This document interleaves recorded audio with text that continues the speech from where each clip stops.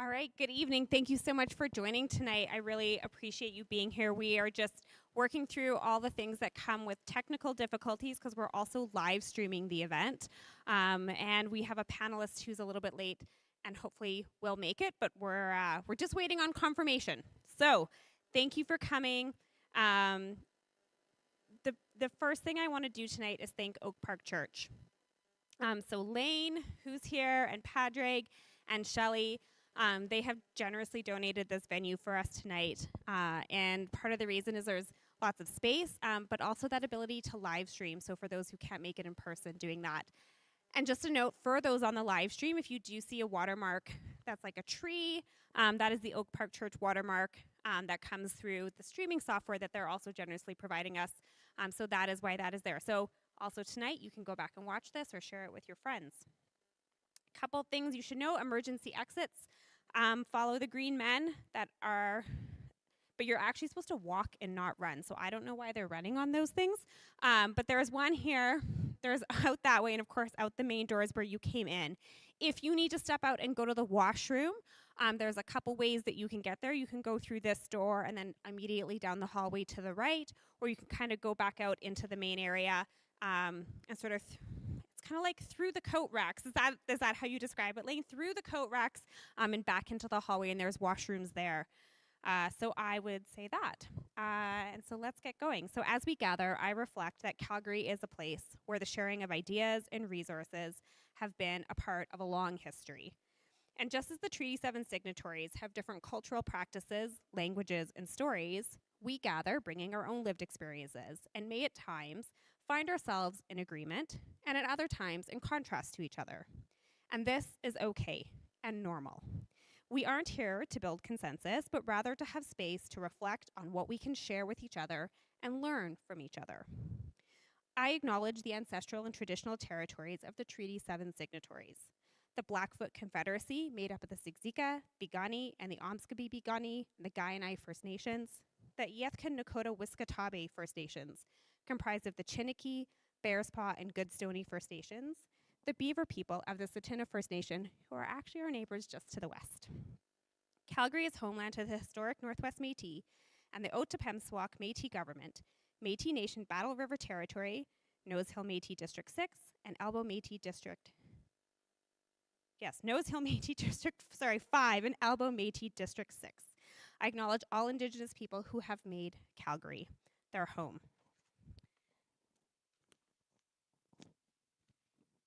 So, format for the evening, the first part of the evening is we'll have our community conversation with our community leaders. Then we will go into the Q&A. So thanks for those who submitted their questions in advance. Darren will then be joining me on the stage to do the Q&A. And then we will be doing draw prizes. Did anyone bring a food bank or a clothing donation? No one? That's okay. Maybe we'll do trivia for prizes then. So get your Ward 11 trivia thinking hats on. I'd like to give a big...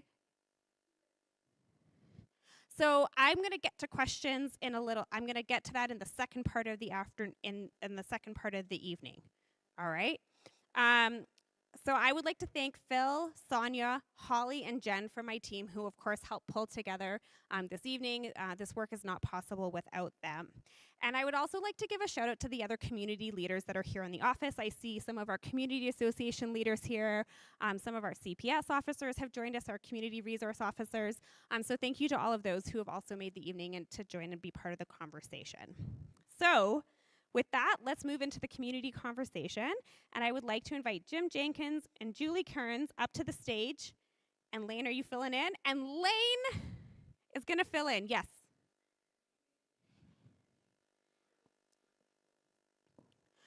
Well, I'm going to ask Lane that question because we were going to leave the food and the winter clothing here because they have a program. So, Lane, would you accept cash donations in lieu of physical donations? We certainly can accept cash donations toward our Helping Hands program. If it's a gift of $50 or larger, we can receipt that gift as a charitable donation. Yeah. Okay, so there we go. I made a joke about passing the baskets out, but There we go. Okay, I'm going to introduce now. Julie, does anyone need help turning their microphone on? Julie, your microphone should be behind you. Okay, if you need help turning it on, Lane's going to help you. Okay, I'm going to introduce Julie first, who's on my far left. Julie has lived in Oak Ridge for over 40 years and is married with 3 adult offspring and is grandparent to 8 amazing beings. Do they ask you to bake cookies a lot? That's what my kids do. I don't bake. I don't bake either. Professionally, Julie is retired after a 35-year career as a senior instructor at the University of Calgary, specializing in community development. Julie's extensive nonprofit experience includes serving on many boards or consulting to over 20 nonprofits. Julie is the founding member of Oak Ridge Seniors Association, dissolved, but now is one of the key leaders in the Southwest 55 Connect Society, and I hope you got a chance to visit their table before you came in tonight. She served on the boards of the Cedar Brae Community League, the Oak Ridge Community Association, and to promote the interests of older adults in our communities. Julie feels very strongly about the role community associations can play in building an age-friendly Calgary. Now I'll go to Jim, who's sitting to Julie's immediate right. Jim and his family have lived in Braeside for 14 years with their teenager, 4 rescue dogs, and a rescue cat. He is known as a sustainability champion both inside and outside the company he works for, taking on challenges with an irrepressible optimism that collectively we have what it takes to develop the right solutions to improve our future. His goal as a sustainability leader is to work with individuals and organizations to build collaborative effort that turns intent into practical actions. His goal is to develop a natural sanctuary for community members to improve their well-being and learn more about the importance of the environment. And Jim had drawings and information about the Braeside Community Garden and Eco Sanctuary at his table. I do not have a bio for Lane. Lane, It's for the best. Lane, would you like to take a minute and introduce yourself, please, and why you got called into sitting here on stage? Well, I'm not so sure about that, but my name is Lane Scruggs. I'm the senior pastor here at Oak Park Church of Christ. We're thrilled to be hosting this event and to open our doors to you. We're obviously a part of this community, Ward 11. And so we believe that it's very important as members of this community to be involved and to give back. The church has always been, when it's at its best, for the polis, for the city. And so this is one way that we can do that. I have a wife and 4 kids at home. We live right here in Cedar Brae. We have for the last 7 years. We love this community and we love serving it here at this church. Is that fair? That's perfect. One of the reasons we're hosting a community conversation is our city is made up of so many different kinds of leaders who have impact at the local level, at kind of the regional or the southwest level and the city level. And Ryan, unfortunately, is running behind, and maybe we'll get him up on stage for a few quick words if he comes tonight. But it's really always been a mandate of mine to make sure that we are championing the leaders who are doing good work and who are really the everyday heroes. So we're going to do some questions. We're going to dig into a conversation. And for the first question, we'll go Julie, Jim, and then Lane. So what is one thing that your organization does, and why are you so passionate about being a part of it? Oh, okay. You rearranged the questions. Okay. They were an idea, Julie. No. That's just great. So Southwest 55 Plus Connect is a relatively new organization, just 2 years old, that emerged after the pandemic to bring seniors together and to connect them with each other and with resources. So we don't have a home. We work virtually, and we rent spaces such as space here at Oak Park Church, and our community associations, we go to pubs, local restaurants, go to community gardens, and just wherever we can sort of get together. There is no senior serving organization in the southwest quadrant, south of Glenmore and west of McLeod Trail. So we're trying to fill a bit of a gap there that people have identified for us. And so I think that's probably the one thing you don't know about us is that we're new. we're growing, we're developing, and I think making a difference. Thanks, Julie. Jim. Passion. I've got lots of that. I've been in Braeside 14 years, and one of the main reasons we came to Braeside was that the pathways and the green spaces and parks, and they're fabulous in Braeside. And I decided to take an initiative to the board to pitch an eco sanctuary, and they bought it. And so now we're working on a lot of different pathways and park revitalization. And so that fit in already with my passion, and it's just growing and growing. And so we see the future need of the community area to be different than it was in the past. And so we want to develop those and make sure that they're here sustainably and well into the future. So that's my passion. Thanks. Lane. I was born and raised in Calgary, but in the north part. And so this part of the city was quite new to me. And when I took the role of senior pastor here at Oak Park, one of the first questions our leadership asked was, if Oak Park disappeared tomorrow, would our neighbors know? Or would they care? Or would they actually be happy that we disappeared? And so we took that as a mission of ours to say, we should matter to the community. They should not only know that we're here, but they should be served by us and be loved by us in tangible ways. And so a couple of the ways that have sort of emerged from the grassroots in our community, we had a couple CBE teachers that came to us as leaders and said, hey, we see a need in this area of Calgary for tutoring. There's lots of tutors out there. There's not a lot of accessible tutoring that's free. There's a barrier. There's a threshold because of cost. And so they said, could we set up a free tutoring program?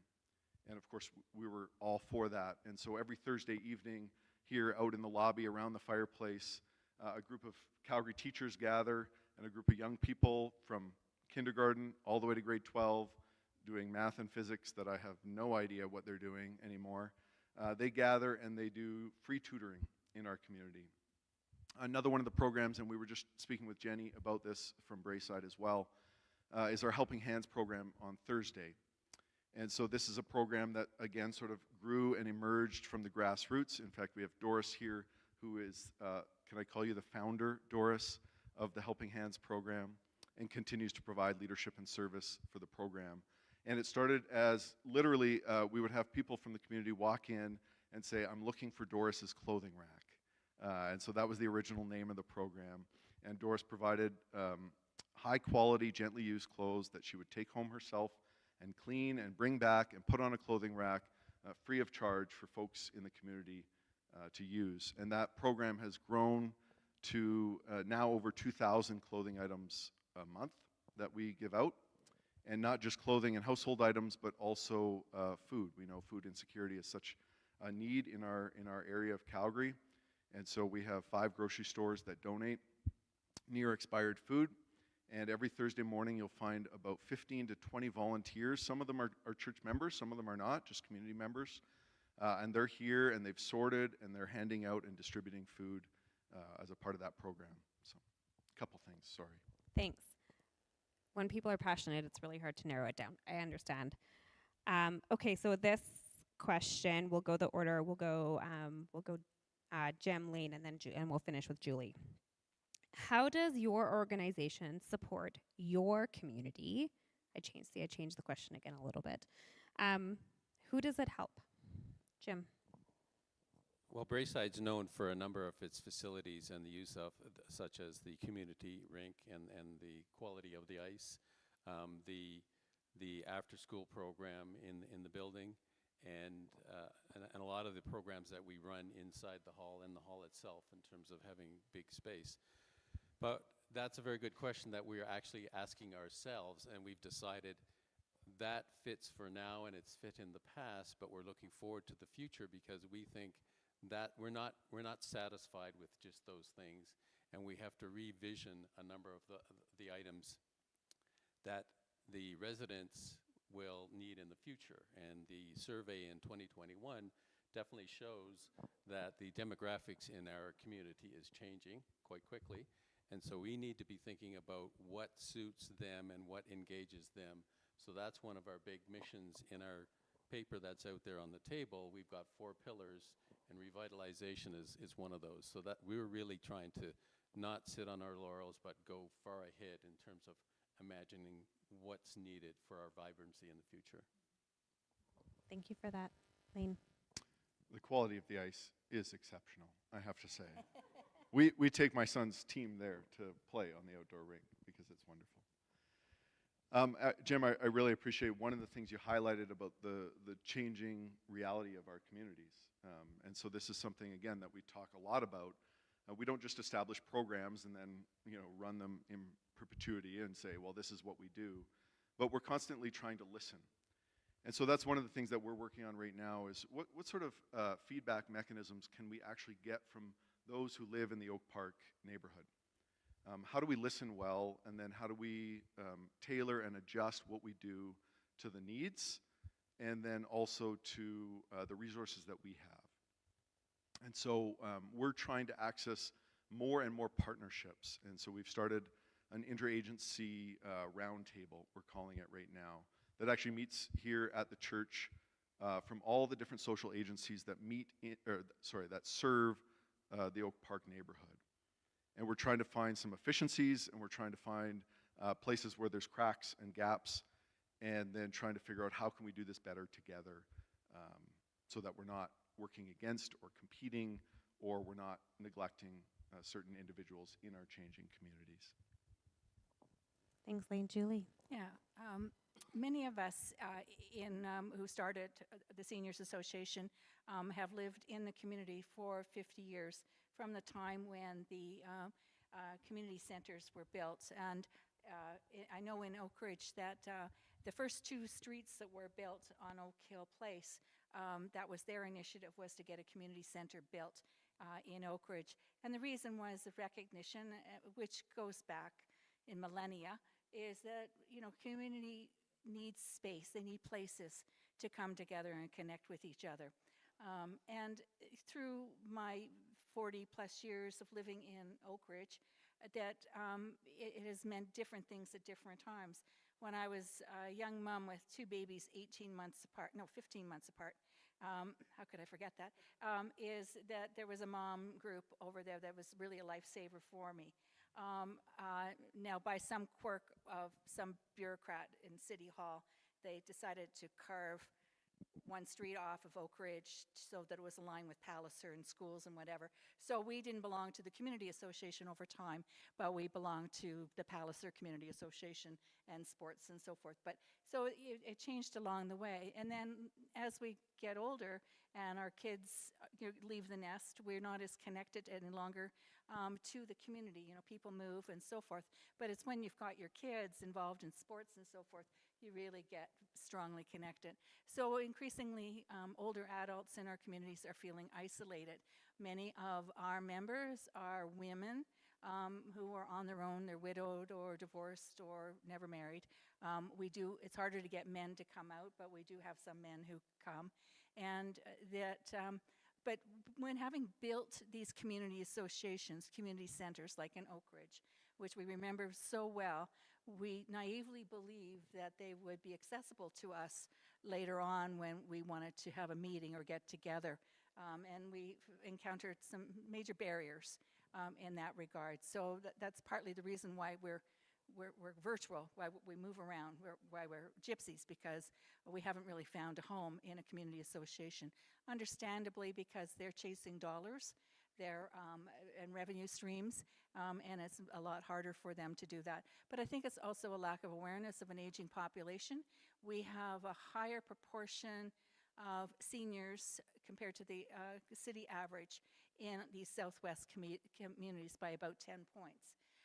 And we're not focused on the 4th wave seniors, the ones that are older and frail. We're really more focused on the 3rd wave seniors who are still young and active, the boomers. Language is important here in terms of older adults is a preferred term to seniors. As a baby boomer, I resist being called a senior, but I can accept being called an older adult. So there's lots of changing needs over time I think, the important part that's already been addressed, that we need to pay attention to what is changing and how to approach that. Thanks. I think you all reflected on many of the conversations that we have across Ward 11. Of course, many of the communities are of similar, age and era when they were built, but then also that demographic profile. And so many of those things you're talking about, and even how community associations were historically used versus how they're used now, and just by nature of how families have changed. So, historically, you would go to dance class or you would have grassroots hockey, at your community association, but now those programs are centered elsewhere. And so it's really about how do you fill a building with meaningful activity that connects with the community. And so that is something that many of our communities are struggling with, and important conversations we need to be having, because the demographic spread is actually wider through most Ward 11 communities than, let's say, like a newer community like Mahogany or Seton, which are traditionally at this time are actually just mostly quite young families. That is actually one of the beauties of Ward 11 is this giant demographic spread we have, but of course that comes with other challenges too. Okay, so we'll go Lane, Julie, Jim for this one. What is something, how are we doing for time? We're doing okay for time. What is something people may not know about your organization?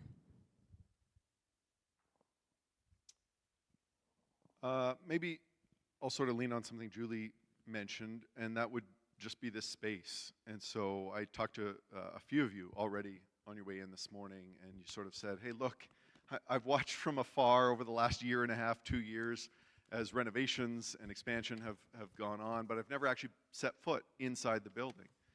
And I think that's one of the perceptions that we would like to dispel as a church, that somehow this church is only for the church members who go here, and that's the only people that can use it or go in the building. This building is, for all intents and purposes, a community center. It's for this community. That's what it was renovated for. That's what it was built for.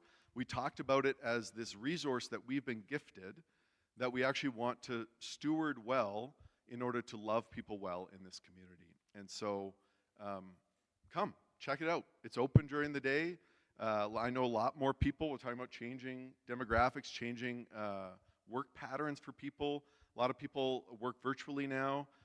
There's a beautiful cafe space right out front that you can come and plug your laptop in and do some work and get to know us a little bit more. So that'll be one thing. Thanks. Julie? Yeah, let me echo what Lane has described, because, well, I'm going to tell the story, picking up on what you were referring to about community associations. When we started, we were Oak Ridge Seniors Association, and our vision was, pre-pandemic, that we would focus on Oak Ridge as a community. But very quickly, it became apparent with our events and activities that older adults were coming from all around the Southwest Quadrant. We then went through the pandemic, and we were very successful in getting actually quite a bit of money. But as a new organization, it takes 3 to 5 years to really grow an organization. And so our organization was not well enough developed to really weather the demands and the pressures. So we ended up dissolving Oak Ridge Seniors Association and giving back our grant money, and then creating Southwest 55 Plus Connect. So we are membership, we're grassroots, we're membership driven. We are funded entirely by membership dues and activity fees. And we have an amazing board of 9 people with amazing backgrounds. So we feel we've got a lot of strength and potential. But when we went to Oak Ridge initially, Shearer was at the meetings, one of our members, and said, hi, Oak Ridge, we would like you to do a seniors program. The hockey boys, and I'm going to be really frank and blunt, the hockey boys said, get lost. We're not interested. We have no, and by the way, 6 of my grandkids play hockey, so we're a hockey family. I should clarify that. They said, get lost. There were 2 raucous AGMs. I think you were at one, Shearer, weren't you? And where the 60 seniors were there screaming at the AGM saying, why won't you do anything for us? And they just shrugged their shoulders and said, go away. And then, because we all were community members and had memberships in the community association, they told us that we needed to go and form ourselves as a society so that we could go get grant money and then that we could rent. So we tolerated that for a while, and the building is also physically inaccessible. So we came at the end of the pandemic to Cedar Brae. It has an accessible building, and we were renting there. But then we gave away our grant money, and I said, we have no money anymore to pay. Will you take over the program? Which we had built up considerably. And then the ageism, the disrespect, the coldness, it just checked in, and it became untenable. We were watching this building being built, and was finished, almost finished. We came over here and we said, hi, Lane, this is who we are. You know, could we maybe run a coffee group here? And he said yes, and it's been a dramatic difference. On a Friday morning, and please come to see it. Jennifer came a week or so ago. You can't hear yourself. It's my favorite time of the week, I have to say, Julie. Yeah. Oh, that's great. So we have about 40 people who come on a regular basis. We have 130 members, and but people come to different things and want different things. Some people just want to go to the Philharmonic. Some people want to go to the pub. Some people want to go out for lunch. Some people want to come here consistently, and as I say, the energy levels are high. So basically, we left Cedar Brae, walked across the street, and we didn't even say goodbye to them. We're done. So that community association is in serious, serious trouble, I think, at this point. It doesn't have a functioning board, and fortunately, there's an AGM coming up. So we'll see what they can pull out, but this has been an annual kind of thing. So so this has been welcoming, and I need to just, one more point is to say that the climate here is so, have you ever walked into a space and there's a field, there's a feeling that, oh, you're not welcome.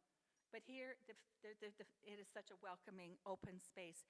And our members, our volunteers, have got themselves involved up to the eyeballs in the Helping Hands program. And they're working for us, and they're working for here. So the overlap, the synergy, that sense of community is just beautiful. So thank you, Lane, for creating that lovely space. Thanks, Julie. I'm also getting the look that you're like me. You're a hand talker, and it's really hard when you're holding. Oh, right. But that's okay. Right. That's okay.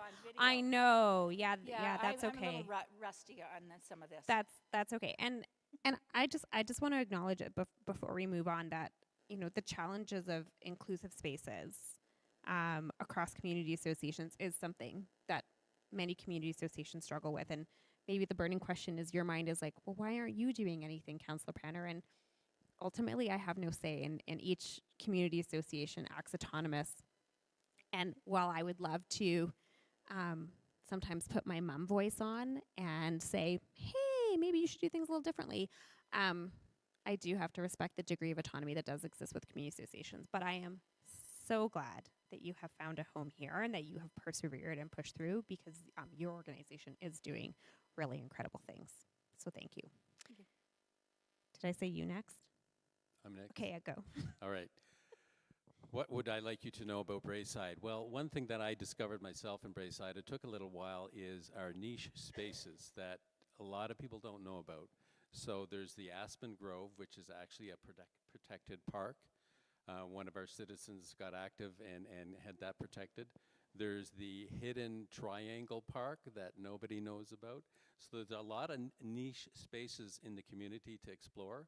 So if you are an explorer or a treasure hunter, then that's definitely, Braeside is a place for you, and you can follow the pathways, and some look like windy, black and white movie, scary movie lanes, and others are very wide open. And that's actually one of the things, one of our 4 pillars in the parks and green spaces that we're trying to develop even further, is all these interesting niche spaces. Also, a lot of history in Braeside. We're halfway between the Weasel Head and Fish Creek. And if you know, maybe I think we're going to set up a bit of a treasure hunt thing coming in the future, so that's a little bit of a giveaway. For example, the ranch house of one of the big 4 still exists. in Braeside on Bradbury Drive, if you know where to look. A.E. Cross. I think he was the guy that owned the brewery, so that's another plus. And so there's a lot of history here as well in terms of that kind of aspect, that where it used to be basically a big ranch, his ranch. So Yeah, there's definitely a lot of history all throughout Ward 11 from some of the early leaders. All right, next question. How about we go Jim, Julie, Lane this time? Right.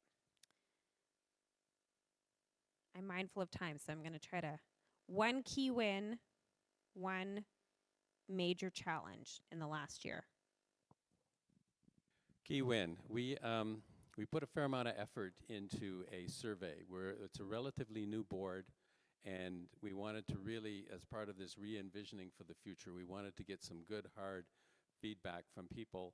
And I'm happy to say we got a very clear direction from them in terms of what their preferences are. That's great because it's giving us some clear focal points and objectives to set up for the future. So that's very encouraging from our revitalization perspective. One of the challenges is infrastructure.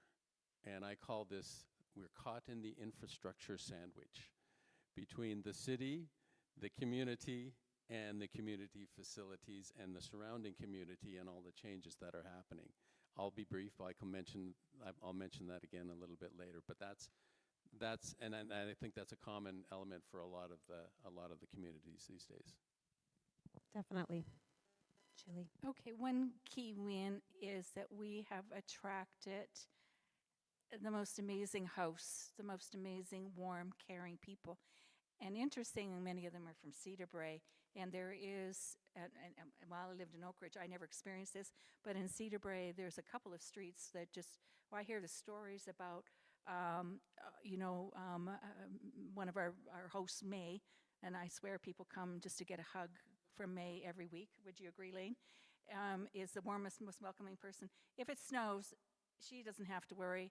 There's an army of neighbors who are there to clear the snow off her driveway and sidewalk, which is not surprising. One of our members didn't show up to volunteer one day, so some of the folks tracked him down, and he was in medical distress. They called an ambulance, and he was hospitalized for a week. So there's that level of caring. So that's a real win. We're attracting that.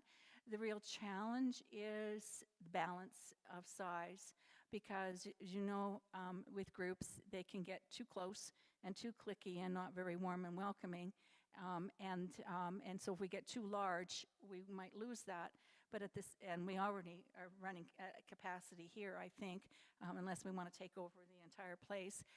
But we would be too big. I mean, so that's a challenge, is maintaining that balance, because our theory of change is if you bring people together and they get to know each other, and then they will build trust with each other. And if they build trust with each other, then they will share with each other. And when they share with each other, they will help each other.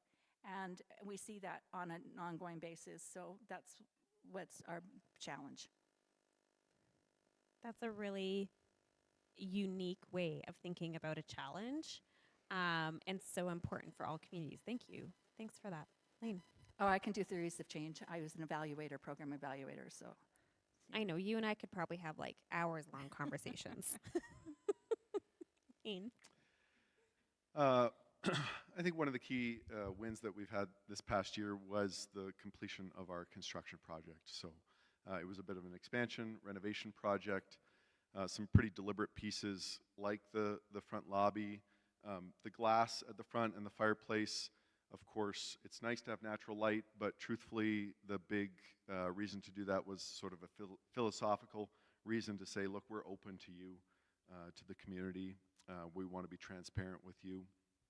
And so we had a wonderful celebration, which Kourtney graciously attended at the end of June to celebrate the completion of the project. One of the other pieces of that project has been a commercial kitchen that we have just to the west here of this room. And so to begin to utilize that space in different ways has been a wonderful win for us as well. That sort of leads to the challenge of the past year, which is some capacity challenges, particularly with the Helping Hands program. And so we were sort of aware when the program launched a few years ago, coming out of COVID, that there was an obvious need. There's food insecurity in this part of the city. I think I was quite naive at the level of need in our neighborhood, in our community. And so on an average Thursday, we're running about 140 families that come in for the program, representing between 400 and 500 people in our community. And we have some wonderful partners that have been incredibly generous with us, including Costco, excuse me, just to our west, Lakeview, IGA, and a few other grocery partners. But it is really not meeting the need. We are, for lack of a better term, sort of having to ration what we're giving out because of the numbers that we're seeing, and so it's a pretty heartbreaking challenge. I'll say that. Yeah, thanks. There's a lot of data and statistics coming out from food banks all across the country around that challenge and on because the demand is so high right now with the need for food that most food banks are rationing. It is very tricky and very challenging time, indeed. And I am only feeding 2 mouths, but beyond mine at my house, and I can tell you that they are growing teenagers, and it is hard. And so I'm very aware of some of the lower income families that are, especially here in Cedar Brae and the surrounding areas. There's some dedicated low income housing in Oak Ridge as well. And Woodbine, and even actually in Palliser, and so sometimes the demographics are not what they seem in our communities, and the hidden poverty is very much there. And so how we are serving those families is really important across the whole spectrum of all that we do. So thank you for taking a lead on that, because I know there is a gap, in even just citywide, when you look at the size of our city and the complexity of need, the more the better. So I think that leads into the last question, long format, before we go into rapid fire. What is an ask or a need that your organization currently has? And how can the people in this room share that out today to get you the help you need? Julie, why don't you start? Oh, an ask. Capacity building, capacity support. Our volunteers over the last few years have probably put in over 2,000 hours of volunteer time to build the organization. I never wanted to learn how to be a webmaster, but I'm finding I have to know some of the background of a website, and I'm not doing a very good job at that. So we have an annual budget of $3,000. We're doing what we can, but we are stretched in terms of capacity. We're stretched in terms of attracting volunteers. We got lots of volunteers who will come and do, bake. So it's become a competition on Friday. The baking is getting ridiculous, and we've never even asked them to do that. But now everybody's bringing baking. So on that level, it's great. But it's the bigger stuff, and it would be nice just to have a system, where you could share some capacity. I look at, say a community center, they've already got a board, they've already got an auditor, they've already got accounting systems, they've already got all that in place. Why do we have to go out and operate something separately when that already exists? So that would be my ask, and I would ask that the city resurrect and refine the School of Public Policy paper by Gondek, Goodyear, and I can't remember his name, Gonder, or Connor, is on the role of community associations in Calgary, because it's filled with really strong recommendations, and it wasn't done that long ago, and it did get into the city system somewhere, but obviously has died somewhere. But it clearly states there has to be a rethinking about community associations and their role, and there's 150 of them in the city. It's not dead. I'm working on it very quietly. Okay, good. Yay. Jim. So I'm going to start my ask with a challenge, and that's to describe a little bit of what I was talking about earlier, the infrastructure sandwich, I call it.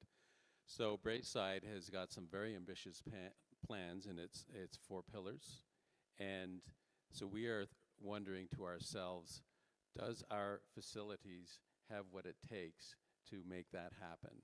So can we turn our facility building into a inclusive, accessible, inspiring space for people, because that's really what our vision is about. And so now I'm going to turn that into a opportunity. So how we're thinking about this is asking for the city's involvement, but we know that the city can't provide everything these days, especially these days, and that fits with us. So what can we do with the surrounding communities to work with them to figure out what does Braeside need, what does every other community need, and how can Braeside provide some need to the other communities and share in that sense. And then the ask of the city is to think about that and realize what we're really talking about, because this is quite a different way of thinking about it, and it's very aspirational in terms of where we want this to go, and we're pretty committed. So having the open-mindedness to find out mechanisms for the city to play its part to get to that inspiring space and that accessible space, knowing that we're all tight on budgets and everything else. And so it's kind of a bit of a collaboration and sharing, and so there doesn't have to be, the same facility or the same ability of communities in the ward. Yeah, thanks. And thinking where you can specialize and excel rather than being something, right? Those are real opportunities that do exist, and it does take everybody getting on board. And thanks to Braeside for leading the conversation there. I know there could be some interest, and it's just a matter of putting all heads together in the right time and the right place. Lane. I think the challenge of resources across the board, whether that's people resources, whether that's financial resources, is always feels like the limiting factor. And with a community that is motivated, that has sort of caught a vision to be an institution, a community for this community, that can be really frustrating when you feel like you're limited, not by vision or not by excitement about what we're doing, but simply by either money or people. And so churches have had sort of a bad reputation for being a little bit insular in our community. We kind of do our own thing. We have our own programs. We're on our own. It's sort of the John Wayne, Western type of, Lone Ranger kind of thing. And so I think for us, it's really started with listening. How do we listen well to those around us? And then how do we invite them in to partner? So what does this bridge building look like? How do we partner with other institutions, with other people doing things that we say, hey, we really like what you're doing. Can we find some synergy? Can we find some commonality in that? And then not being afraid of that. Again, I think some of that insular historical realities of churches has been rooted in that fear. But to say, let's take a risk, let's step out. And so I think the ask is, help us to do that, if that makes sense. Thanks. Thank you all. We're going to go to rapid fire in just a second, but I wanted to say thank you all for your insights today. One of the reasons we gather community leaders, as I mentioned before, is the opportunities and the challenges that they're presenting today are very similar things that we hear citywide, ward-wide, and they are very much reflective of who the community is. And so we know the challenges they're facing. We can often go back and ask others, is that what you're facing too? And we can continue to build and to put those people together to have those conversations. And that's really one of what I see as my key roles is to be that connector between organizations, so that they can have those conversations and then co-present and co-design solutions. Okay, rapid fire. I'm not even going to say who goes first, so you just blurt out the word that comes and we'll just figure this out. Okay, community is. Like a garden. You sow seeds, sometimes it's planned. Oh, sow seeds. Thank you for the coaching. Sometimes it's planned, sometimes it's not planned. Sometimes volunteers blow in from other communities or gardens. Sometimes there are weeds, sometimes there are different species. It's like a garden, and it's symbiotic, and it requires to be nurtured and watered and get sunlight. It just doesn't happen. Oh, I like that answer. As a fellow gardener, I really like that answer. Community is the center point at which all the climate change and sustainability and other issues like that come together, and where it really meets the ground. And that's why I take an irrepressible optimism approach to saying we've got the technology, the skills, and if we can get the will to think about things differently in an open-minded way in terms of how we interact and how we share, I think we're going to do great and have a vibrant future. Thanks. Lane. I'll take just a slightly different approach on the question. I do like the organic imagery, though. Community is needed now more than ever. So we live in a world that is in an epidemic of loneliness. Yeah. And we need to find ways to come together in meaningful ways. Thanks. I'm going to answer this. I'm going to say community is where differences can disappear, and where we can connect and nurture each other. So thank you for that. Okay. I am hopeful for. I'm not hopeful. I'm sure that we can get through this and be a beacon of innovation and open-minded thinking in terms of how we can solve problems that every other community and every other city is struggling with as well. I'm hopeful for more community conversations because, as you've pointed out, the divisiveness right now is really a challenge, and we can only start to solve our differences if we talk to each other and we listen to each other, and understand that we have to come to some common purposes and common goals, that we can't be fighting each other all the time. I'm hopeful that churches are a part of this conversation, and both they see themselves as a part of the solution to community building, but also wider communities like council see them as part of the solution. Thanks. Okay, last rapid fire. One thing we all have in common is.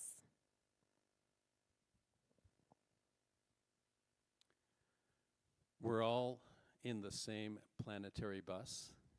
And so what we do is as important as it ever is to keep that bus running and sustainability, if not for us, then for our children and all the other people that come after us, so that they can have a sustainable life.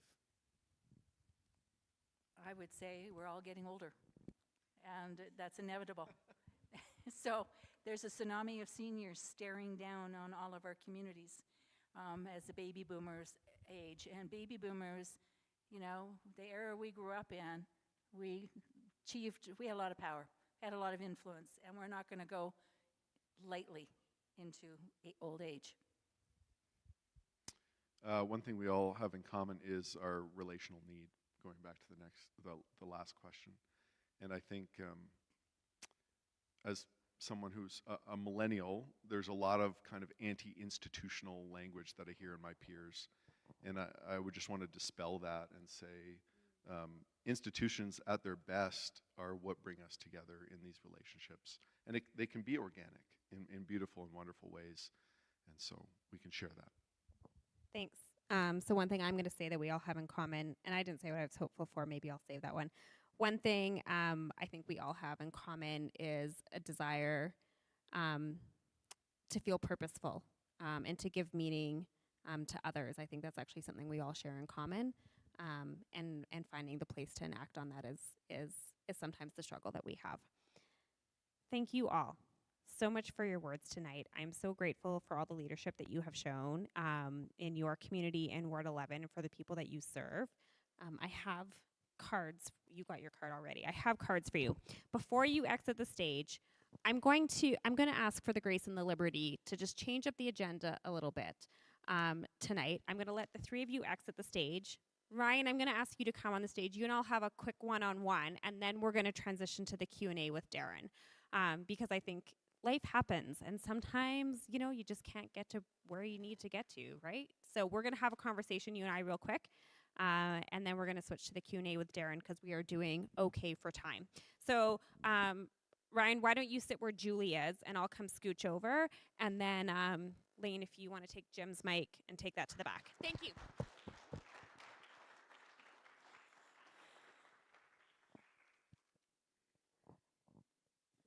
Why don't you sit there? My apologies to everyone for being late. I had some.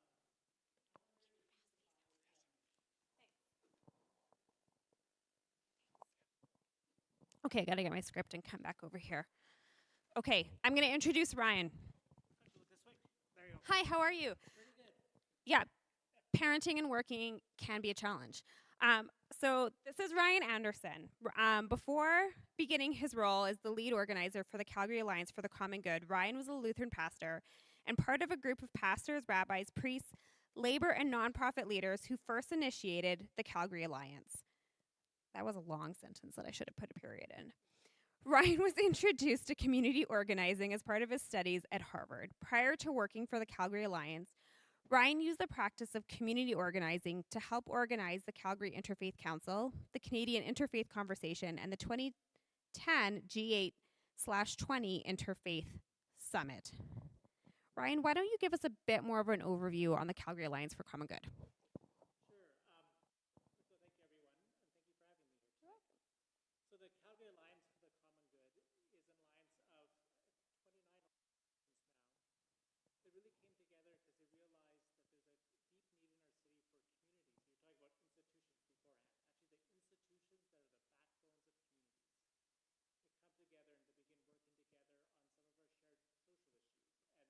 And not just at the charitable level. When I was a pastor, people were always asking, support In from the Cold when people need homes, or support the food bank when people just need enough money to go to the grocery store and buy their own groceries. So we came together to form the Calgary Alliance so we'd have a voice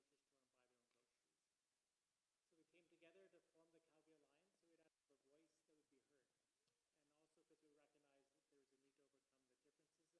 that there are far too many divisions. And we also realized that the art of public leadership is something that is learned. We wanted to create a place for community leaders to learn to be real public leaders. And that's what our mission has been ever since. Thanks for that.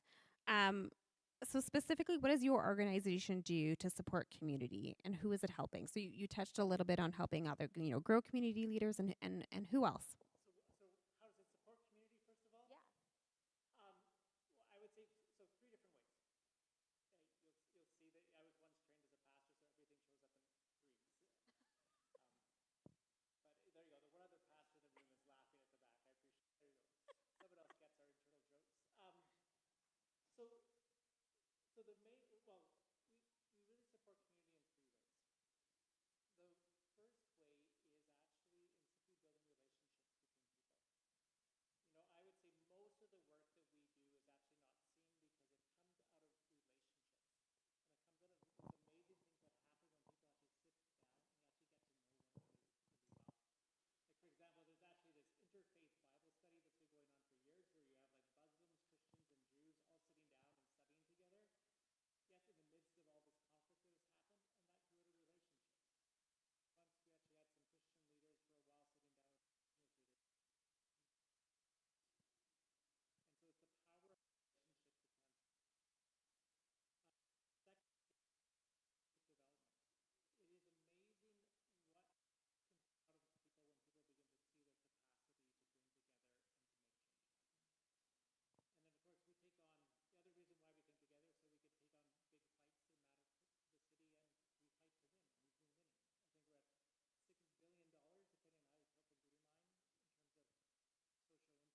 that, the essence of that is people realizing again that democracy is actually the best way for us to address social issues together. If citizens are constructively engaged. Thanks. So, what has been a key win for you mentioned the green line, though that's debatably precarious right now. It's not dead. What would you also call a key win for you this past year? Yeah, so actually, one of the biggest wins that I think about in this past year is, so we way we pick an issue as an alliance is we teach leaders to go back and actually listen to their communities. And it was interesting, sort of like a year ago when I was looking around the table, there was a lot of people there, just because of the impact of COVID on leaders. And then we had this discernment assembly in which there was over 160 people from literally across the community, all in the same room together, all coming up with basically the same top 3 issues that they wanted to work on together. And I think actually we live in this age where more and more believe that politics is about division. So how can you divide people up so that you can carve out your little segment that can get you to win? And all of those people together in the room, I think, reminded us that true politics is actually about communities coming together. Oh, mic switch. Oh, that's a lot better. I was thinking I could hear him just fine. I know. I was like, they have an interesting sound system here. But I think that the real gift of it was the people were coming together and really actually living out a politics that is about communities coming together and finding solutions for their collective their collective challenges. And just that reclaiming that heart of democratic politics in what I think it's actually intended to be is, I think, our greatest victory. And also being told that Green Line was dead many times by everyone, and then now seeing that it's not quite dead. Actually, I don't think it will be dead, because as the former head of the Green Line said to me, that's actually something that is profoundly needed by Calgarians no matter what. So the real question, not to bug a politician here, is can we actually have a politics at the more formal levels that can make sure that the needs of Calgarians are prioritized over political points? And I think that is the essence of, is a Green Line dead or not? It is a real question of, can we actually be truly political in a healthy way? Couldn't agree more. Those 3 challenges that people identified, were they very similar across? So, and do you want to name what those 3 were? Yeah. So interesting enough, the number 1, like by far, was around good jobs. And good jobs, especially by people who are newcomers to Calgary. And by good jobs, it is actually a combination of opportunities and working conditions. We heard horrendous stories about how people are being treated in their workplaces in Calgary.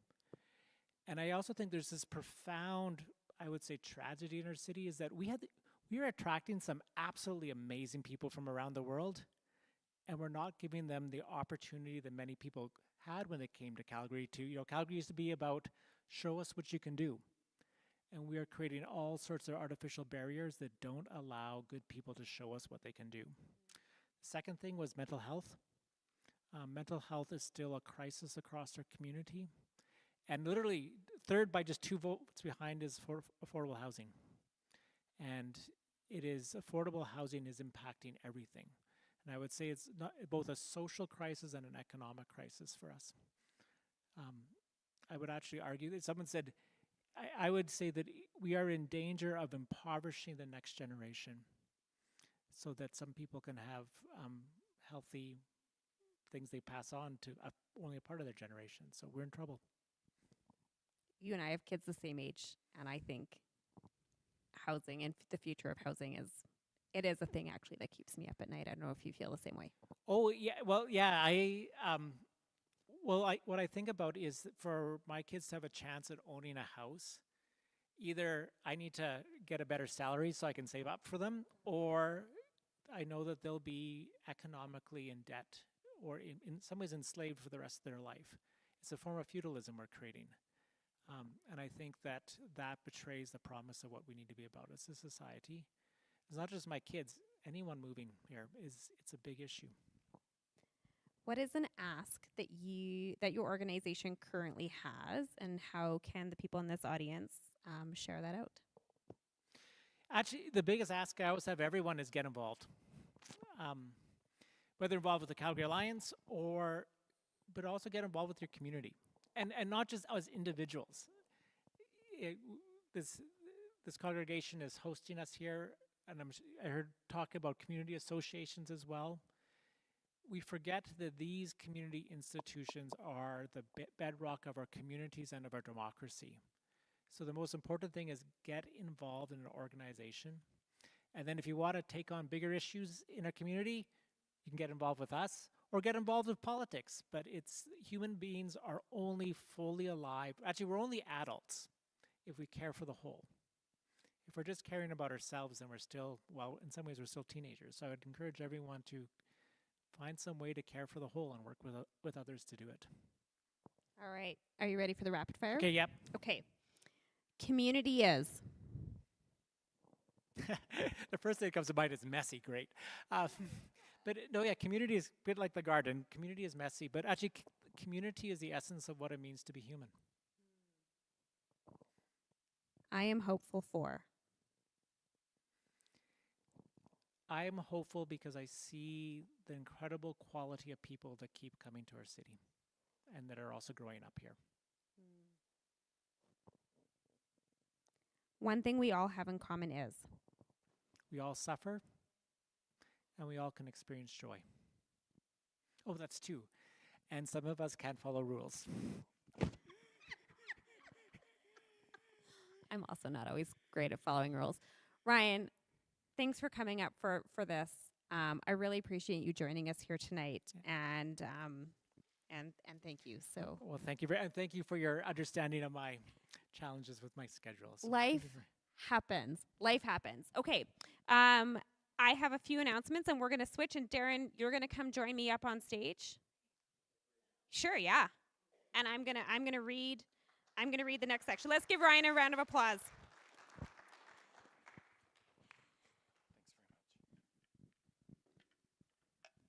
Do you have a preferred seat? That doesn't matter to me. Yeah, how about you sit there? Sure. I'll just move around. All right. So this is the portion of the evening where individuals submitted their questions ahead of time. And so we know that the conversation between Darren and I tonight might prompt further questions. There are question slips for you to use. Where's Jen? Oh, they're on the way out. So the Ward 11 team will collect these and follow up over the coming days, and so you can take those as you exit. And one of the reasons for this is we just got a large number of questions ahead of time. And Darren also has the liberty to ask some follow-up questions because he is a professional journalist. So we encourage you, so please write your name, your email address legibly on those slips of paper. And we are encouraging email because it allows us a continuous and trackable record of conversations and key topics. And we review these, and this is what helps prompt some of the conversations I have through 15-Minute Fridays, and also questions then that I will ask administration. So my office team, so Holly and Phil and Sonia and Jen, and they're all lingering out there, they are the experts in most things operational. So from construction projects to following up on 311 requests, they are the fundamental people in getting you the answers you need and can truthfully do so much better than me in most cases. They are really working in it day in and day out. And so when needed, they work with me for the answers, but most often they've got the knowledge and the permission to help you out. So please know you're most likely to hear from them. I want to let you know I go live most Fridays to talk about key topics on council and my radar. These go live on Facebook, Instagram, and YouTube, and you can watch them back at any time. And this is where most of those FAQs get answered. And I always try to type in the notes what they are, so if you ever want to look back to see what I was covering, it usually says that. Just a note for tonight, at the end of the Q&A session, we're going to ask everyone to make their way out fairly promptly. It allows me to get a good sleep because we do budget deliberations tomorrow morning. Starting tomorrow morning, my team to pack up and get home to their families, and the volunteers who are here from Oak Park Church to close up the building. I want to thank you all for coming in advance, for taking the time out of your evenings and spending it here and being part of the conversation, and for listening. It's really important that we hear from each other. So with that, I'm going to introduce Darren. Darren is the founder of Livewire News Calgary. Established in 2018, Livewire is focused on providing community stories to Calgarians with an emphasis on matters that don't always hit the radar of larger media outlets. When Darren isn't chasing a scoop, he can be found coaching his kids' sports teams. And if he ever has a break from either work or parenting, he enjoys fishing and a good local beer. You did your research. Darren was selected as moderator for today's Q&A as he is a respected local leader and a journalist in our community and is well versed in all matters City Hall. So tonight he will read the questions submitted in advance, and then, as I said, in good journalism practice, he has the leeway to ask the follow-up questions to dig into the issues. Over to you, Darren. Well, thank you so much for inviting me to be here. It's actually great to be back in this community. My wife and I, when we first started raising our family, we actually lived over in Braeside. We lived in Braeside for 5 years. And I think, Jim, you were talking about some of the beautiful pathways and parks that are in the community. We actually had a wonderful green space right behind our house. We kind of miss it, but we moved out to Okotoks and we found a spot that had that same kind of park-like atmosphere. Really, really missed the area, but glad to be back here tonight. There are some awesome questions here. Some really great questions that I hope actually make Councillor Penner squirm a little bit, because they are a little bit interesting. But let's start off with the first one. You talked about it a little bit when you were describing, ways that you answer questions, but what are you doing to encourage more dialogue between you and ward members? Yeah, thanks. That's really great. So a couple things is, so the 15-minute Fridays, I mentioned that. That's a big one. Writing into our office, our team, if you have a concern, will respond to you. Now, when we get large volume emails, so whether on matters, we don't always get back. Know that we're reading them, but in terms of time prioritization, we may not always say, like, if it's a comment, thank you for your comment. I think the other big thing is that we're encouraging people to get involved in their community. And so we are sharing community stories, we're sharing activities that are happening in the community, we're sharing out where community events are happening, because we know that I know that the dialogue that happens between community members at those events and getting involved is where the conversations percolate. It's where they make their way to other local leaders who are then having conversations with. So those are the ways that we're really encouraging people to be connected in the community. And then, of course, when you are sending in frequent questions, I will often answer them. So a lot of the things that I'm talking about in 15-minute Fridays are kind of because the team sends me, here's what's coming into the inbox this week. Here are some things that you should be talking about. So that's that. Here's one of those follow-up questions. How does that engagement change when there are topics of importance or very newsworthy items that come up at City Hall? Yeah, so I try to talk about all those hot topic newsworthy items, and then often on my website, we'll also post like issue responses. So I can think like we've posted, I know we've posted multiple ones about Green Line. We've posted about housing. There'll be ones that are coming out about budget. And so it's that reflection back to the community on like, here's what we heard, here are the decisions that got made. In thinking about that engagement, that connection, how should people connect with you? There's events like this tonight, people can tune into the 15-minute Fridays, but how else can they connect with you or with your office? Yeah, so I mean, the ward inbox is always open. It's ward11 at calgary.ca. And then like, I am out in community. I walk my dog in ward 11 like pretty much every single day, and I actually try to hit up a different dog park every single day. So whether it's over here in Oak Ridge or it's Sue Higgins, if I'm out, you can approach me. If I'm at the grocery store, you can approach me, and my team is there. So I think we've tried to make ourselves like accessible in a very fair way. One of the things we try to do is provide consistency in the information and the messaging that gets out to people, so that we're not necessarily always having a different conversation and then wires get crossed. And we're connecting in with the community associations almost monthly as well. If residents are contacting your office or contacting you via email or whatever, what's a reasonable time frame for them to expect a response? That is going to depend on how many issues are coming in at any given time. So I would say anywhere from 10 to 15 business days. So that can be up to 3 weeks. And so Holly does the intake for the majority of the emails, and they really come in, and she really prioritizes. So she'll actually scan all the new emails and then prioritize. Oftentimes those responses need support from someone on our administrative team, and so sometimes the back and forth and the information collecting.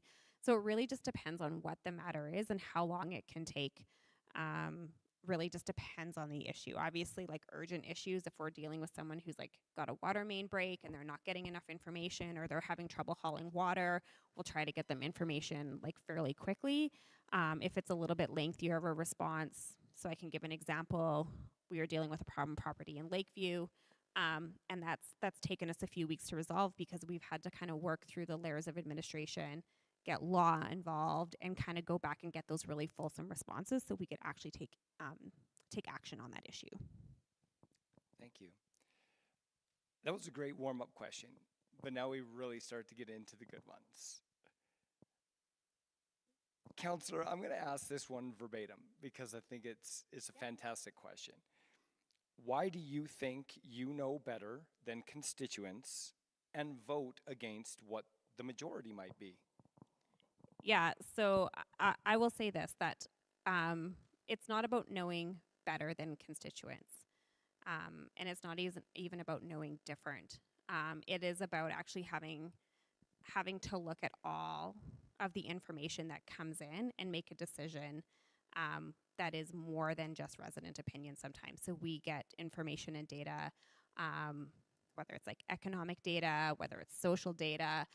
So we also have the advice from our professionals at City Hall, and also remembering that the majority is not necessarily consensus. And so what also the perceived majority might be is not actually always necessarily reflective on the responses or the emails that we're getting to our inbox.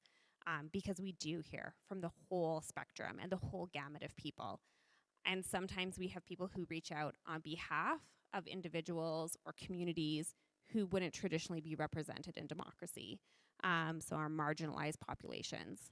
And so we have to look at not only what is needed now, but what is needed into the future. And so when I'm making a decision, I take all of those factors into consideration and have to balance sometimes the current disappointment for the future success. You talk about the consensus aspect, and that's something that I know that you and I have talked about before, other members of council have talked about before. Can you kind of expand upon that a little bit? You're not there, and you brought it up in your land acknowledgement as well. We're not always here to find consensus, perhaps, but you know, that may not necessarily reflect the will of what you've heard from people in the community. Yeah, so how many of you have kids? How many of you have kids? If you asked your kids, or maybe when they're little, what movie do you want to watch tonight?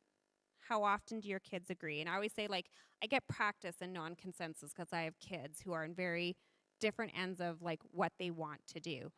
And so you have to find compromises forward. And so you can kind of create, it's your turn, your turn tonight and your turn tomorrow night. But in a practical fashion, like on a day-to-day, that doesn't always work. And so sometimes, as the parent, you have to make the decision. So I think about dinner. Do you want spaghetti or pizza for dinner? And so as the parent, well, if you don't have pizza in the house, maybe you're going to make spaghetti. So for me, consensus is about listening to all parties. It's about hearing what the concerns are. And then it's about finding creative solutions sort of through the forward momentum. Because I think what's really important for me, and this was true when I campaigned, and it's true now, moving the city forward is really important. And so it's how do we take those steps forward? And so sometimes it is actually a compromise step forward, because what we may agree on may feel too far for one person, but may not feel far enough for the next person. And those are the nuances that I'm teasing out in all the conversations that I'm having. So like rezoning I'll use just rezoning as a really concrete and important example. Many people thought we took it too far, but we heard from a whole lot of other people that it actually wasn't far enough. And for various reasons, for economic reasons, for social reasons.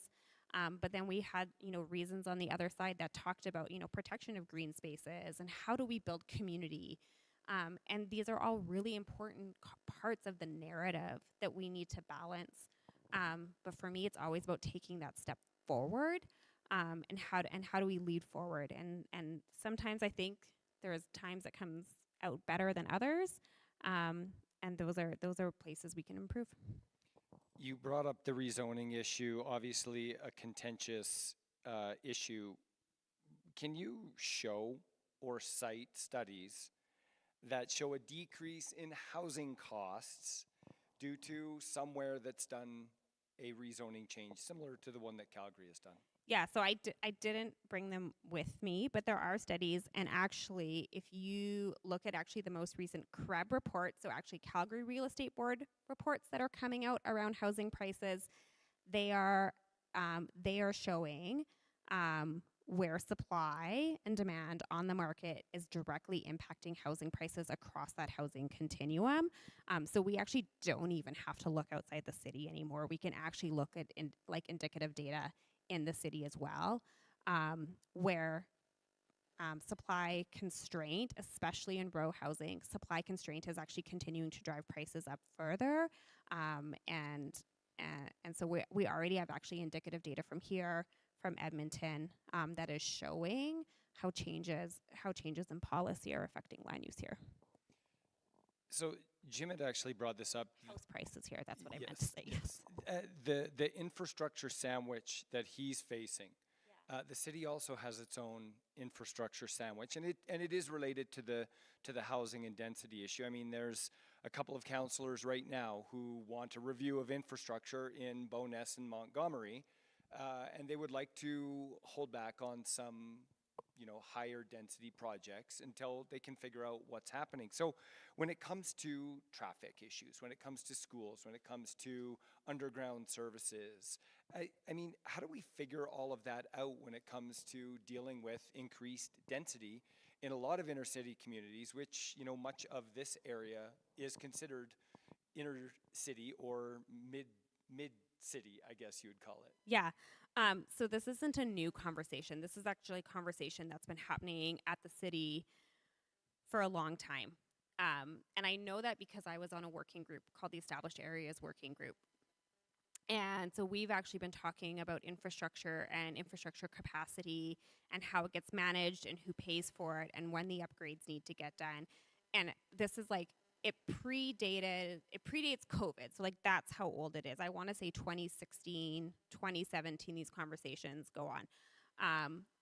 We actually, at the same time that the Olympics debate was going on, so whenever that was, a few of us had a hashtag on Twitter, and some people have recently brought it up, and it was Pipes 2026.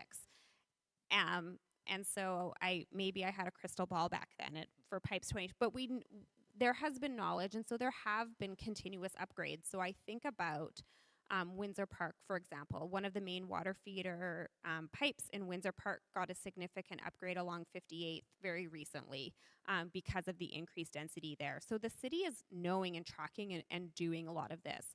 Some communities may, and again, it's going to depend on the age of the infrastructure and every community, and it's going to depend on what kind of housing goes in. One of the things that we have to remember when new housing goes in is the fixtures so whether it's your toilet or your shower head or your faucet, they are all low flow now compared to the 70s. And still also I would say that the average persons per household is significantly lower than it would have been in the 70s and 80s. And so it's not just about the number of units, it's about the volume of water, the total population. And so this is one of the reasons that we've really been pushing to bring back the civic census, is so that we can also see how population trends are moving, so we can have more indicative data on the kinds of where population growth is happening and how we can measure that and match that against the infrastructure investments that we're making. So you're, largely talking about underground infrastructure and that sort of thing, but what about the added traffic? What about the added need for parking on streets? What about schools? I know that there are a lot of schools that are over capacity, some that are under, but how do we deal with those issues, and is it the city's responsibility to tackle those?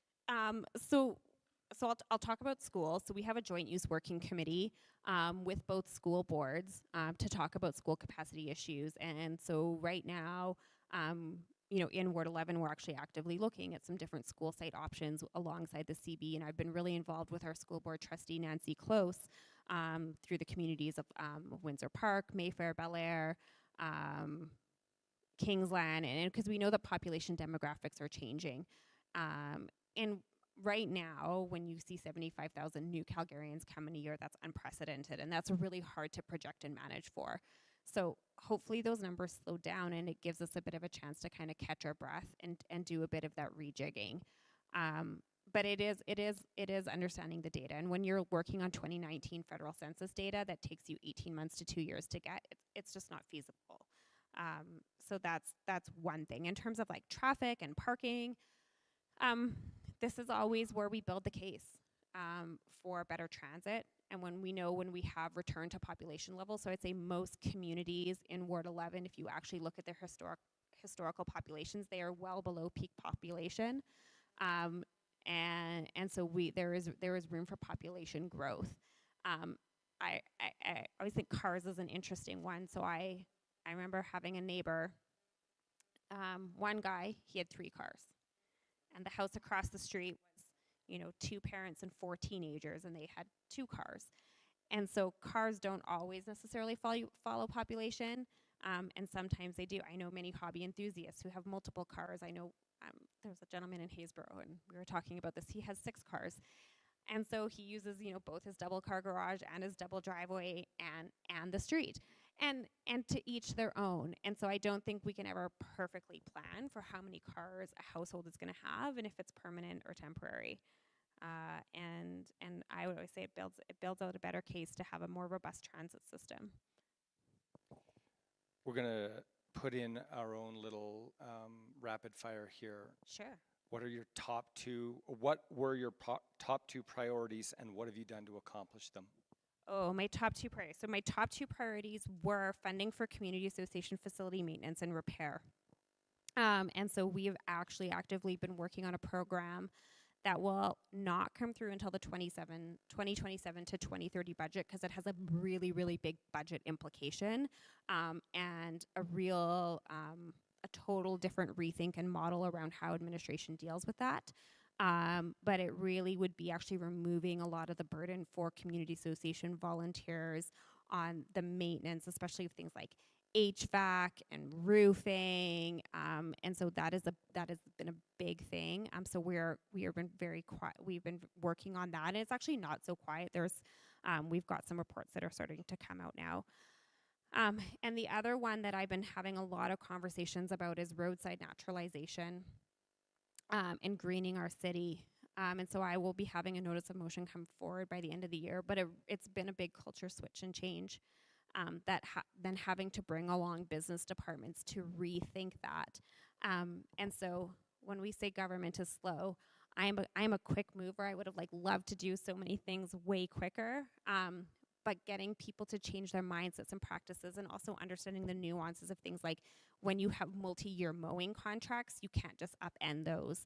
And so how do you work in a phased approach to reducing mowing, which is going to save us money, but also moving towards something like roadside naturalization, which is also going to be a population switch, because not everyone's going to really appreciate an unkempt roadway, and they're going to ask a lot of questions about it. And so it's also about finding the balance in the narrative and the data and the facts to prove why it's going to be a good thing to do. So I've actually been spending a good chunk of time working on that on the outside too. We're going to switch topics here. What's being done or could be done for immigrants in the Cedarbrae Oak Ridge area? Some communities have programs for, I'm going to use Julie's term, older adults, and not more programs for immigrants, just in singular communities. Yeah. So partnering with organizations, settlement services is actually a responsibility of the federal government, and then it goes to the provincial government, but often still those burdens come on the municipal level. And so it is things like we are having conversations about fair entry and where people can apply for fair entry, and can we co-locate it in some of our rec facilities, but a lot of it is just so I think South End Leisure Center, but it's physically out of space. So it's working and partnering with a lot of our immigrant serving organizations to do satellite programming and then relying on the community to do that. Now, I would always say in a case like that, if you have an idea or you know of a resource or you know of a program that you want us to share out so that people can also be aware of it, we would happily share it out. But we know that settlement services, and a lot of it is happening also through the school boards. That's another place that it's happening. But we know it is a challenge for many new Canadians who are coming here. And I will have to say, Calgary is such a warm and welcoming place. So I think of when the number of Ukrainian refugees came and the people who were opening their doors and their homes, and then their friends and neighbors who were supplying clothing and beds and furniture for those families. We need more of that.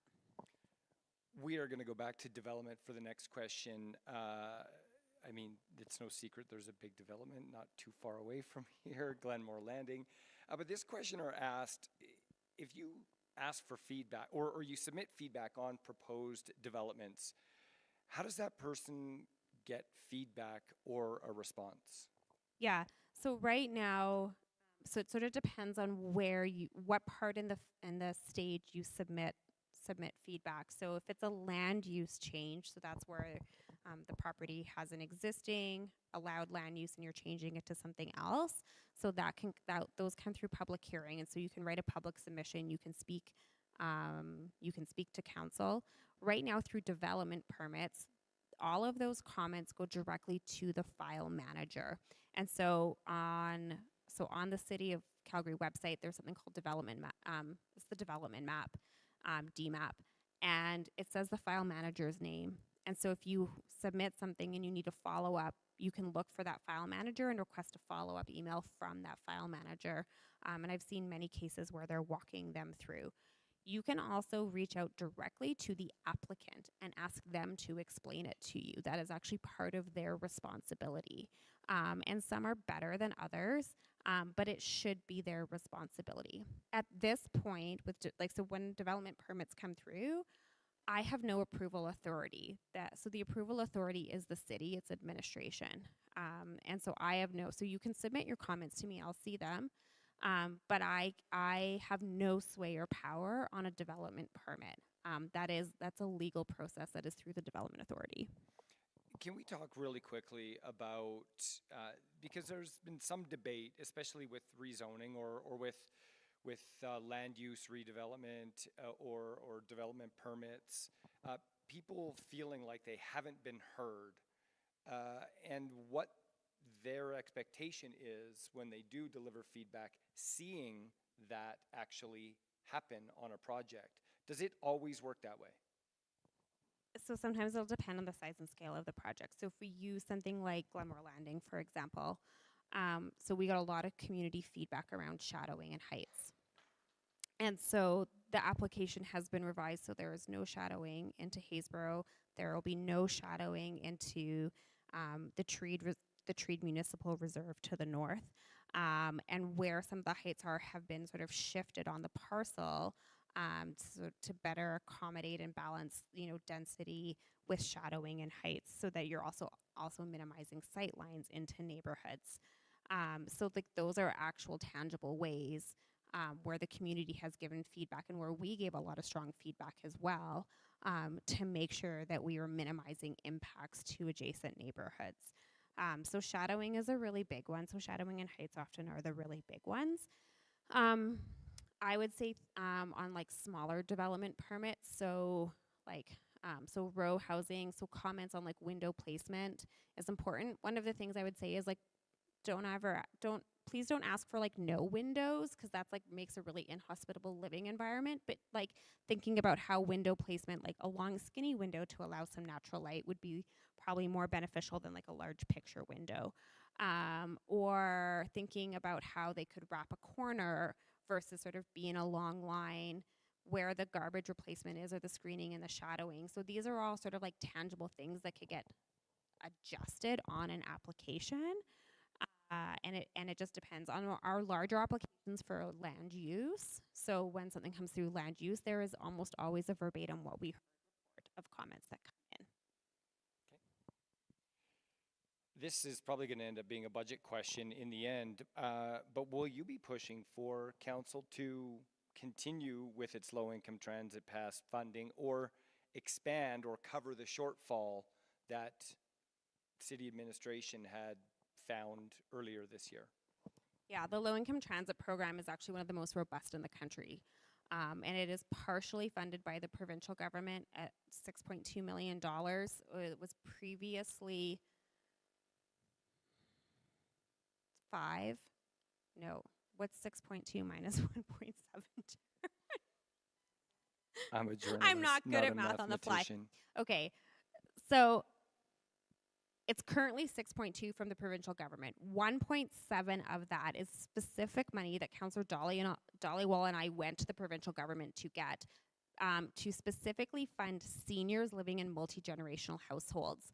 So if you were a senior and you were living with your children or your grandchildren, the total household income would indicate if you qualified for a low-income seniors transit pass or not.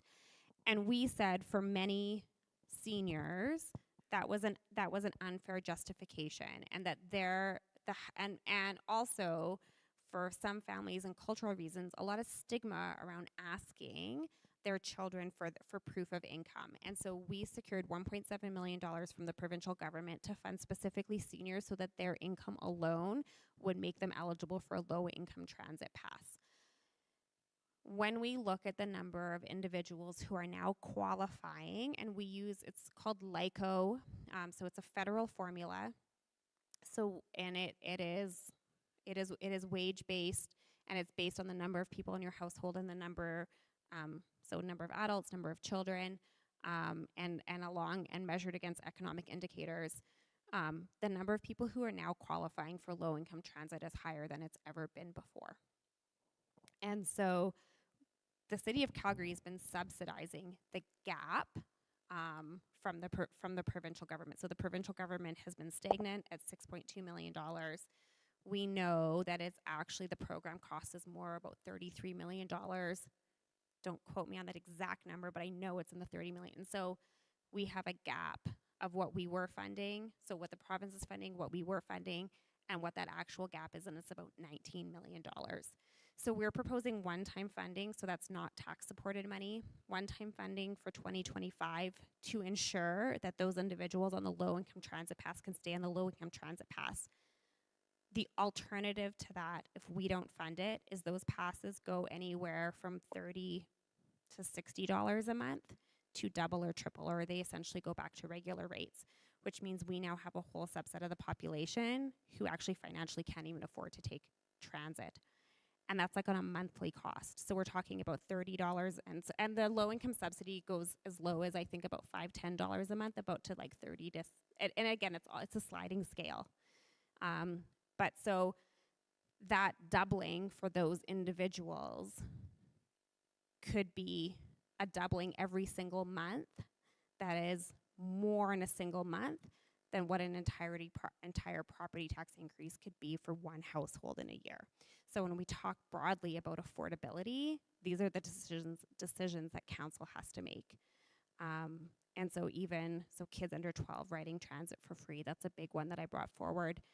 Because for many families, that grade 5, 6 student who has the independence to take transit, $80 a month isn't realistic for them. So that's a $3 million budget.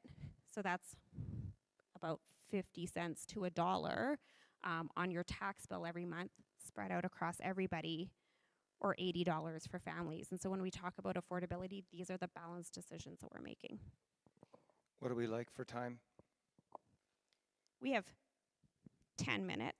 Why don't we say we have 10 minutes? Because that gives us 5 minutes to wrap and maybe give some prizes away.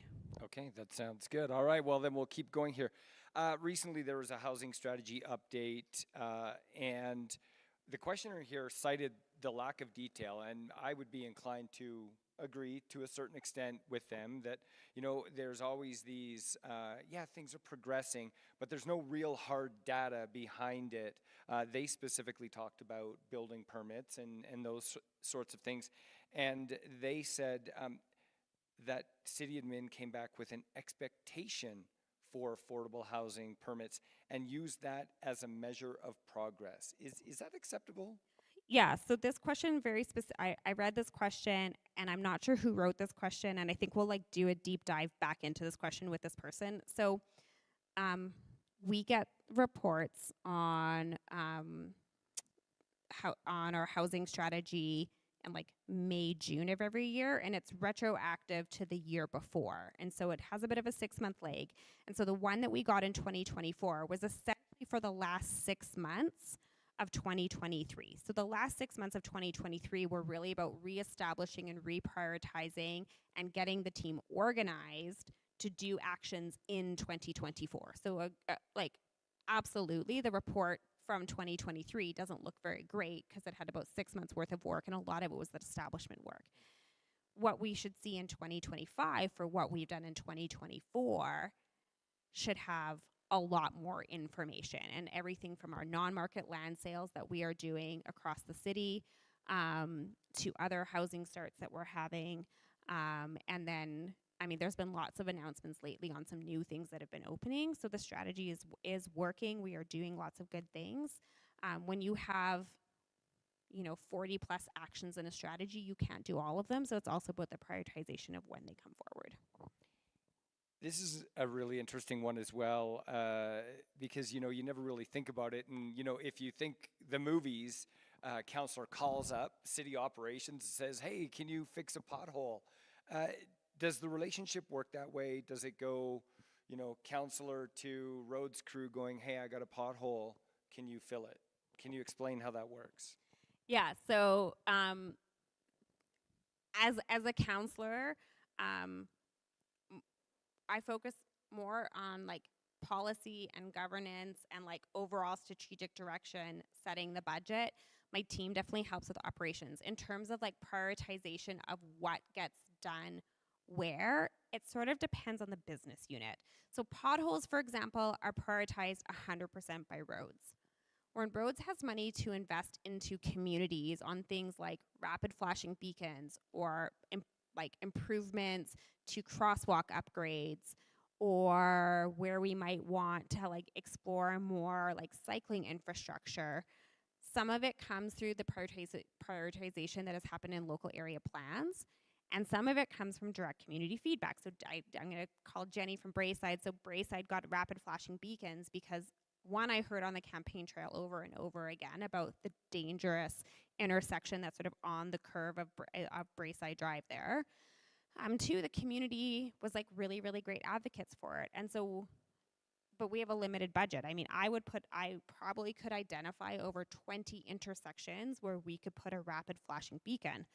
Rapid flashing beacon, so these are like essentially like the overhead flashers for intersections, come at a cost of about $75,000. So $75,000 times 20, the math starts to add up. That's operational money, which is tax supported. So now you do that times 14 wards, because I guarantee you all 14 wards have 20 intersections that they could find a rapid flashing beacon for.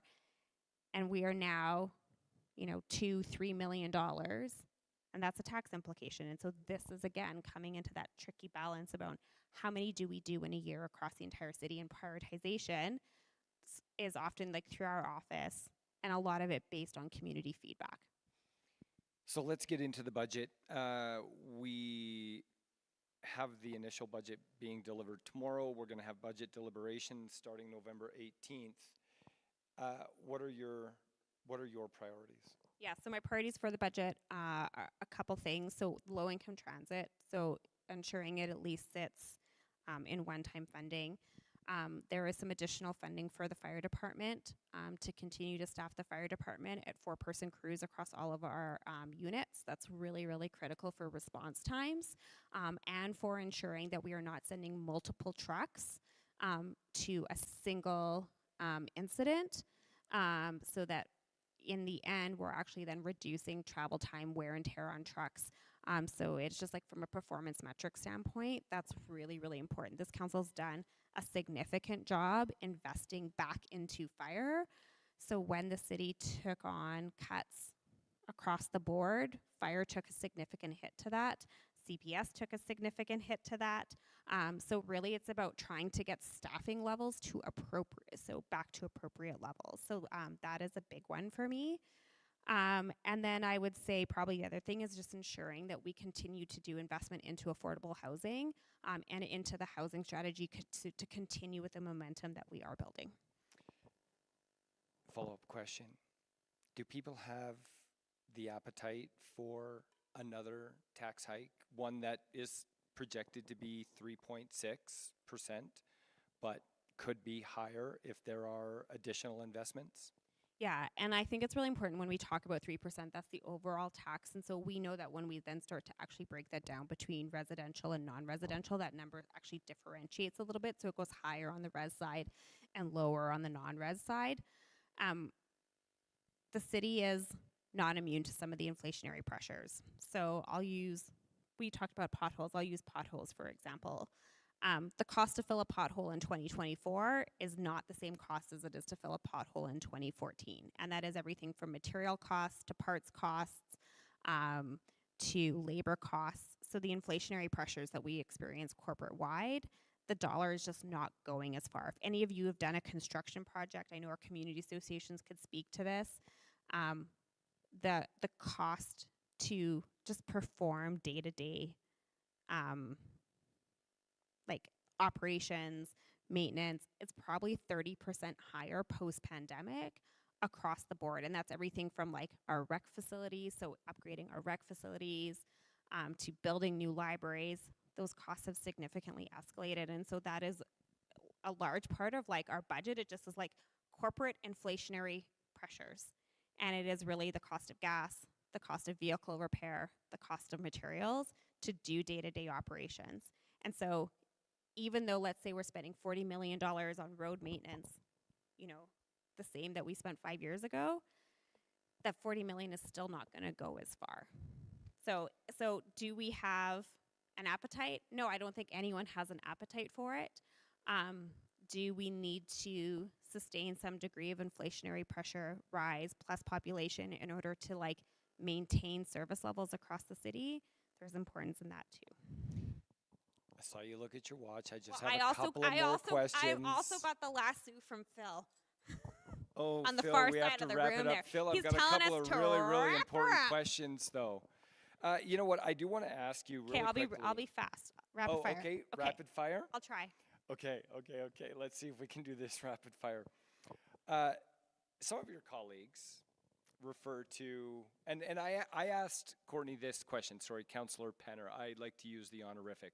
I asked her this question this weekend in an interview, but there's a lot of rhetoric around pet projects, vanity projects, nice to haves versus need to haves. Are there pet projects, do you believe, or do you think that there are pet projects that city councillors have? I can't name a single pet project that I think that we have. We are a city that is growing up. I often refer to us as a teenager. We are on the cusp of 2 million people. We have a very rapidly changing identity in terms of population demographics and shifts that are happening. And so some of the projects that are on the books to happen citywide are city building projects. And that is everything from the Green Line to the Arts Commons transformation to hopefully we're going to get some federal, or hopefully we'll get some, secure some federal and provincial funding for a field house. These are all really significant projects that are good for us as a city, both locally to sort of support like a local economy, but also to support a tourist economy. That's really important. 2 more quick questions, Phil. Don't cut me off yet. The municipal election is coming up next year. There's already been a couple of candidates who have declared their intentions to run for mayor. But we've also got the introduction of political parties. Good or bad? Bad. For more on this, you can email the councillor's office. I said I'd be quick. Okay, so now this is the final question, and then we'll wrap it up for tonight. You're going to have to make a decision, councillor. What are you going to do in 2025? Sorry, I'm really kind of putting her on the spot here, but what are you going to do? I'm going to, there are some projects that I need to get completed. There are some things that I really want to work on, and it is a ways away. And I would say it's not off the books, but it's not always on the books. And part of it is the political party conversation. But I'm leaving that door open, and I'm interested in having conversations, and I'm watching to see how the landscape is shifting. So the answer, truthfully, Darren, is I don't know. And I will also say this, that like this job is hard. This job is very hard on families. I am a part-time single mom, so 50% of my time it's me and my kids, and I am doing it all. So I am running around, and that's not always easy. But I've been making it work, and I will tell you that my kids are my biggest champions, and they want me to do this job again. And when I think about who I do this job for, it is often the younger generation and their hopes and their dreams and what kind of city they want to see in the future. Because I would like my kids to stay here, but they might leave too.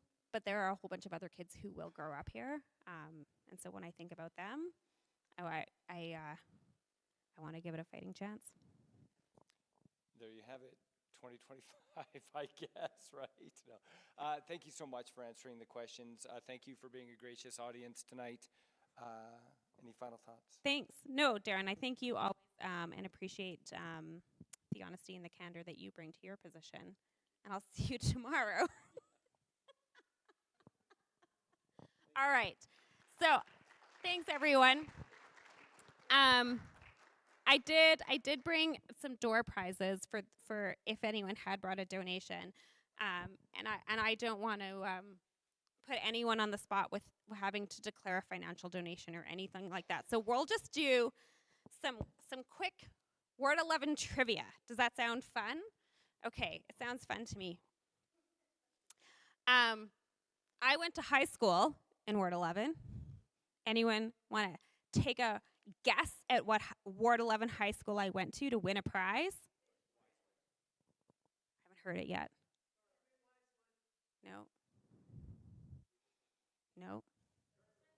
Yes! I went to Central. Woo! All right. Right now, I'll give you a choice. You can either get TELUS Spark tickets and pins or 100 ways to help your community. There you go. All right. I was the president of a community association. What neighborhood? I think I heard it over here first. All right. I have the TELUS Spark, or I have 2 socks, Green Line socks and Stampede socks. Spark tickets. All right. Okay. The Green Line socks may be a collector's item. They might be a collector's item. What do you have in there? What are the raffle?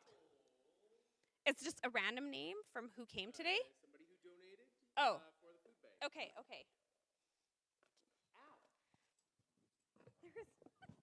Okay, there's 1 ticket in here, so who is it? 2270. Come on up. I'm not even going to give you socks. I'm going to give you something better. The Green Line socks. No, I'm going to give you a mug from a local Ward 11 artist. Do you want to open it?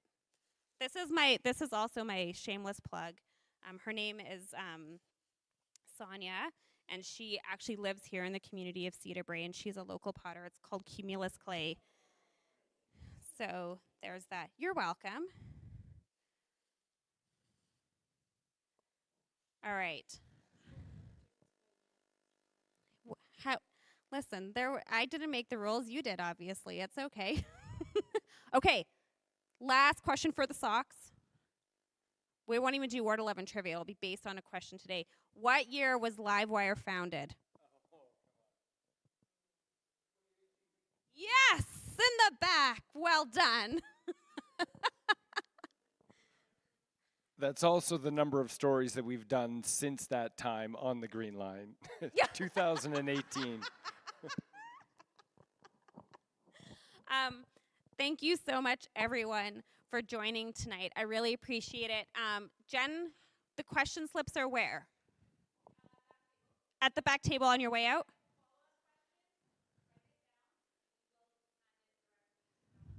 No, you're not handing it to me. You're going to give them to Holly, because Holly is the expert actually at all things there, and then we'll talk about them. Thank you all so much for coming tonight. I appreciate this, and I wish you well. Please attend a Remembrance Day ceremony. It is very important, more now than ever, that we support our troops. So thank you.